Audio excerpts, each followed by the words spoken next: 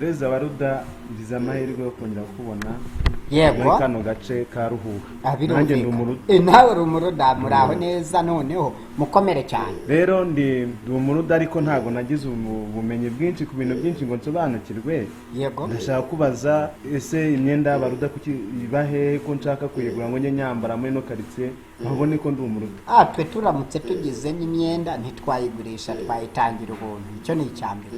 Icyakabiri kwabaruda n'abarudakazi, nkuko wabonye kode yawe muri telefone ikubwira ko ubaye umuruda koko nibyo, ariko noneho kwe uko twagennye hayi kanse y'abaruda nkuko nari mbivuze hari haruguru, ni akanama cyangwa inama nkuru y'igihugu y'abaruda yemeje ko nta muntu n'umwe w'umuruda cyangwa umurudakazi haba n'akaruda gato katarafatiranga wemerewe kwambara ingofero yanditseho Ruda cyangwa umupira wanditseho Ruda umanuke no ku masogisi. Nta n'umwe ubyemerewe.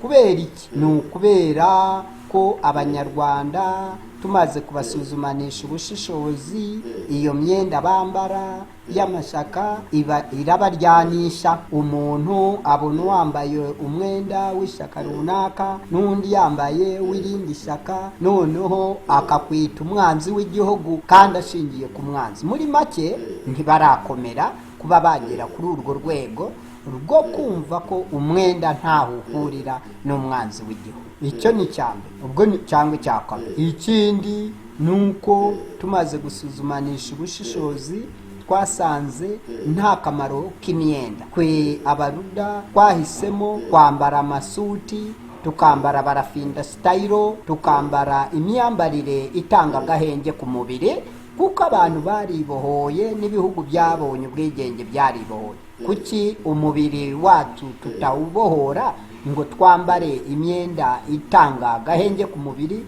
Abakobwa bacu bazafatire kuri urwo ruzitiro, abamama, abikwerere, abasaza n'abakiri bato bakazigana ibyo. Hari ikindi wongeraho mu kubaza?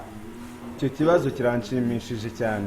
Yego. Ariko mfite ikindi kibazo nshaka kubaza. Wakibaza nacyo gishingiye ku myambarire, kuki abaruda batambara imyenda y'ishaka?